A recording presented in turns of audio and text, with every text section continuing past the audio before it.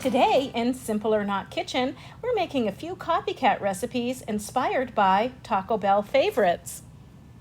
It all starts with the seasoning mixture, which is a blend of flour, beef bouillon, dried onion, cumin, garlic, salt, paprika, chili powder, and cayenne pepper. To make our beef mixture, we're going to combine ground beef with our seasoning mix and some flour, and we're going to mix it all together. We're then going to cook the beef mixture in a frying pan with a little bit of water, and we're going to cook it until it's well done. For the crunchy chalupa style fried dough, all we need is flour, baking powder, salt, shortening, and milk. We're going to mix those ingredients all together, then we're going to section the dough, roll it flat, and fry it in some sizzling hot oil.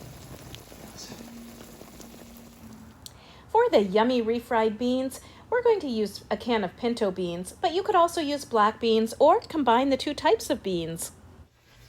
We're going to start by sauteing some onions and garlic with a little bit of our spice mixture. We're then going to add our beans. When the beans are nice and soft, we're going to puree them. We're using a blender, but a fork could be used or any type of masher can be used. We're going to blend them until they're fairly smooth. To make a cool and refreshing beverage like the Baja Blast, we're using Mountain Dew and Blue Gatorade, but you can use any brand that you prefer. We're going to pour each beverage into a separate freezer bag, and then we're going to freeze it for about 2 hours.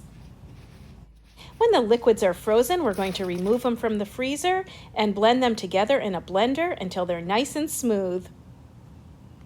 And then we have everything we need for our feast.